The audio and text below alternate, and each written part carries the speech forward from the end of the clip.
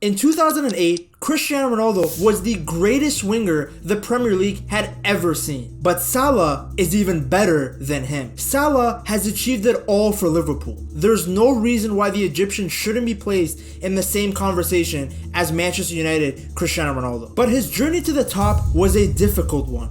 From being labeled a flop at Chelsea to becoming Liverpool's 5th top goalscorer of all time, is it time to accept Salah as the greatest winger in Premier League history? Salah! Oh wow! Oh! While Cristiano Ronaldo has clearly had the better career overall, him and Salah's Premier League performances are a lot more similar than you might think. Ronaldo's best season at Manchester United was in 2008, where he scored 31 goals and had 6 assists as he went on to win the Premier League, PFA Player of the Year, and the Ballon d'Or. Salah's peak in the Premier League was in his first season at Liverpool in 2017-2018, where he had 32 goals and 11 assists. He also won the PFA Player of the Year as well as the Premier League Golden Boot. How many wingers do you know that are able to score 20 plus goals from out wide? Not many. Yet Salah hasn't done it just once. He has done it 6 times in the last 6 seasons, while Ronaldo only did it 4 times at Manchester United. Salah has scored more and has a better goal per minute ratio than Cristiano Ronaldo. In the Premier League alone, Ronaldo has 103 goals in 236 appearances, while Salah has scored 153 goals in 251 appearances. In all competitions, Ronaldo has scored 145 goals for Manchester United, while Salah in less games has scored 204 goals for Liverpool, and his numbers will continue to go up as he is still playing. Ronaldo is one of the best goal scorers we have ever seen in the world of football, but when it comes to just the Premier League, Mohamed Salah takes the crown. So despite objectively having better stats, why is there not as much praise for Salah? Well, I think a part of it is due to Salah's journey. While we all know Salah now as the Liverpool legend who can't stop scoring, in 2014, he had a much different reputation. Salah had joined Jose Mourinho's Chelsea in January for $14.75 million from FC Basel. He was still relatively unknown by most football fans, but he had shown some moments of greatness against Chelsea. His performances against them convinced Mourinho that Salah might be the missing ingredient to take Chelsea to the next level. What's funny is that Liverpool were also interested in Salah at this stage, but Chelsea won the battle to sign him. Salah scored his first goal for Chelsea against Arsenal in a 6-0 win. However, things only went downhill from here. Mourinho did not play Salah that much. I mean, the guy only made 8 appearances and didn't score in any of them. Then Salah had his worst performance ever against Shrewsbury Town. The performance was so bad that Mourinho publicly talked about it. He said that certain players made it easy not to choose them for the starting 11, then specifically said that Salah in particular had disappointed him. A lonely boy, a naive boy, completely out of context, physically fragile. Despite some more discussions about Salah being given more chances with the first team, Mourinho began freezing Salah out, and he only ended up making 3 more appearances before being loaned out to Fiorentina. Now, some people might blame Chelsea for Salah not developing. I mean, at the end of the day, Chelsea is not a club that is known for making their attackers better. But in my opinion, I just think the move to England was too soon in Salah's career. He was young and did not have enough top-level experience. He had a ton of speed, but didn't know yet how to use it, and his decision-making was poor. In the words of Mourinho himself, Salah was both mentally and physically fragile. The decision to let Salah go seems pretty silly now, but you have to keep in mind that at that time, it didn't slow down Chelsea one bit. They won the Premier League in 2015 and then again in 2017, meanwhile Salah was just in Italy eating pizzas. Still though, imagine telling someone that the guy who only scored 2 goals in 19 appearances at Chelsea would end up returning to England and winning 3 Golden Boots. Ultimately, his time in Italy was a blessing. Fiorentina and Roma made him stronger both mentally and physically. So when he arrived in Liverpool in 2018 after a $48 million deal, Salah was ready. A lot of people at the time still doubted the signing. In people's eyes, he was still a Premier League reject. And despite 34 goals and 22 assists at Roma, nobody knew if he could keep up the same numbers in England. But he showed that he could. In his opening game, he scored against Watford. Just 12 days later, he scored his first goal at Anfield against 1899 Hoffenheim. Then he scored and assisted in a 4-0 win over Arsenal. He was starting to silence his haters in the very first month. Then in November of 2017, he went face to face with the team that got rid of him, Chelsea. This was the same Chelsea team that had won the league the previous season. Salah positioned himself at the right place at the right time, scoring against them. Out of respect for his former club, he didn't celebrate. But everyone in the stadium knew that this was not the same Salah that was in England 4 years ago. The Chelsea fans were even more sad that they had just lost to a player they got rid of. Salah began to rise to the top of the Premier League top scorer chart after scoring twice against Stoke, scoring against Bournemouth, and scoring 4 goals against Watford. He became the joint second fastest player to reach 20 goals for Liverpool, doing it in 26 appearances. Don't think he just scored against the weaker teams either. He scored in both legs of the Champions League quarterfinals against Man City, helping Liverpool advance to the semi-finals.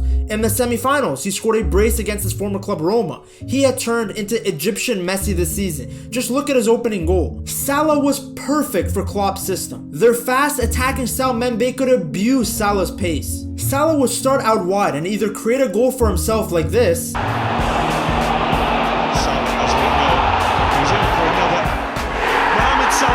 or someone like Firmino could create for him like this. Period to the game. Firmino and Mohamed Salah. His speed combined with his improved finishing made Salah so dangerous. This became Salah's best season statistically, as he finished with 44 goals in all competition, 32 goals in the Premier League and 10 of the goals in the Champions League. Do you guys understand how crazy 10 goals and 5 assists in 13 Champions League games is? He also became the leading goal scorer in the European top 5 leagues, overtaking Barcelona's Lionel Messi and Tottenham striker Harry Kane. Crazy to see that a player who was memed as a pace merchant became a Premier League Golden Boot winner in just his first season back in England. He became the PFA Player of the Year and was named in the Team of the Season. He would then become the Premier League all-time goal scorer for a 38-game season. Salah was breaking record after record. His success continued as Liverpool had made it to the Champions League final. Real Madrid were the last obstacle standing between Liverpool and the Champions League. Liverpool fans were confident that with Salah playing at a Ballon d'Or level, along with Sadio Mane, Salah and his teammates were going to achieve the ultimate prize. But then, everything changed in the 30th minute. Sergio Ramos grabbed Mo Salah and tackled him to the ground. This literally looks like a finishing move in wrestling. While dragging him down, Ramos dislocated Salah's shoulder. Salah at first tried to carry on. He thought he could keep playing, but he couldn't continue and left the field in tears. Real Madrid ended up winning the final, putting a sad ending to a historic season for Salah. While the 2018 season ended in tears, the new season started with a bang.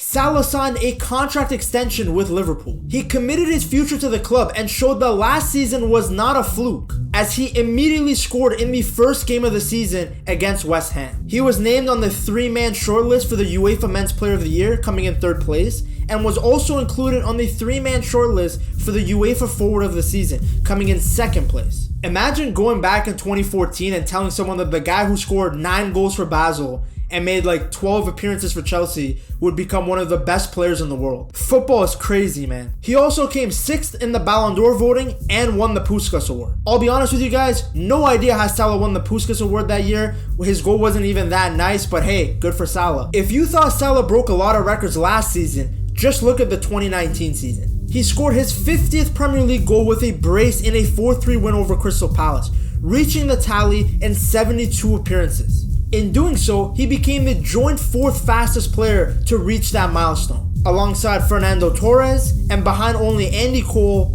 Alan Shearer, and Ruud van Nistelrooy. On the 5th of April, he scored his 50th Premier League goal in a win against Southampton, and in the process, broke Fernando Torres' record to become the fastest player in Liverpool history to reach that milestone. From right-footed goals to tap-ins to an absolute banger against Chelsea, Salah was finding the net in every way possible. A lot of people had said that Salah was a one-season number, but the numbers would disagree. 27 goals and 12 assists in all competitions for the Egyptian as he won his 2nd Golden Boot. But there was still a piece that was missing from Salah's glory. There was something he hadn't achieved yet. Liverpool was back in the Champions League final again. It was time for Salah's redemption. Liverpool's previous opponent from last year were thrashed in the earlier round by Ajax. It meant that Salah wouldn't have to face Ramos again. Salah's new opponent was Tottenham Hotspur. While it looks like an easier matchup on paper compared to Real Madrid, keep in mind that Tottenham beat the team that beat Real Madrid. So imagine how good these guys are. This is a different Spurs team. Just look at what Lucas Moura did to Ajax for Spurs to get into the final. Salah scored the only goal in this final to help Liverpool win. From here on, Salah continued his dominance. He had 19 goals and 10 assists just in the Premier League in the 2019-2020 season, leading Liverpool to a league title. Liverpool are the only reason that Manchester City has now won 6 Premier League titles in a row, and Salah played a huge factor in that. It must have also felt pretty sweet to lift the cup after a 5-3 win over Chelsea, his former club. He finished 5th in the Ballon d'Or voting and won the 2019 FIFA Club World Cup, with Salah receiving the Golden Ball for Player of the Tournament. In this season, Salah also became the first Liverpool player to score 20 plus goals in 3 consecutive seasons, since Michael Owen. Salah was showing no signs of slowing down in the 2020-2021 season either, scoring a hat-trick in his first match of the season against Leeds. Then on the 17th of October 2020, he scored his 100th goal for Liverpool in all competitions in a 2-2 draw against Everton. He became the first player since Steven Gerrard to reach the 100th goal milestone for Liverpool. Then in April, he scored against Newcastle to become the first Liverpool player to score 20 goals in 3 different Premier League campaigns. Look at this consistency, man, and people still want to call him a one-season wonder. Salah ended this season with 22 goals and 5 assists just in the Premier League, and 31 goals and 6 assists in all competitions. What makes these numbers even more impressive is that he did it in a very struggling Liverpool side. Between COVID and the injury issues that Liverpool was dealing with, they could not perform at a high level. Salah was the only consistent part of this Liverpool team, and without him, they would not have qualified for the Champions League. The 2021-2022 season was another dominant one for Mohamed Salah. He opened the season with a goal and assist against Norwich, becoming the first player ever to score in 5 consecutive opening Premier League matches. On the 25th of September, Salah scored his 100th Premier League goal for Liverpool against Brentford, becoming the fastest player in Liverpool history to reach 100 top-flight goals. The goal also moved Salah into Liverpool's top 10 all-time goal scorers list. You understand how crazy this is? The guy only joined them 5 seasons ago, yet he's already in with the all-time greats. In October, he scored 2 goals against Atletico Madrid, breaking 2 different milestones. He became the first player ever in Liverpool history to score in 9 consecutive games, and also passed Steven Gerrard to become the top Champions League goal scorer of all time for Liverpool. I know Gerrard played as a midfielder, but it's kind of crazy how quickly Salah surpassed him, especially considering the fact that Gerrard played for Liverpool for his entire career. Later that month, Salah broke yet another record. After scoring a hat-trick against Manchester United, he became the highest scoring African player in Premier League history, surpassing Didier Drogba. He also became the first opposition player to score at Old Trafford since R9 did it in 2003, and the first to do so in Premier League history. At the end of the season, Salah was named England Men's Footballer of the Year for the 2nd time since 2018. He was also awarded his 3rd Golden Boot award, sharing the award with Heung-min Son, after both players scored 23 goals. Salah also won the Playmaker of the Season award after collecting 13 assists. The 2022-2023 season was no different for Salah. He scored and assisted in a 3-1 win over Manchester City in the Community Shield. He began the new Premier League campaign by scoring 1 goal and assisting another in a 2-2 draw against Fulham. With his 8th goal in Premier League opening games, he became the first player ever to score on opening day 6 times in a row. He finished the season with 19 goals and 12 assists in the Premier League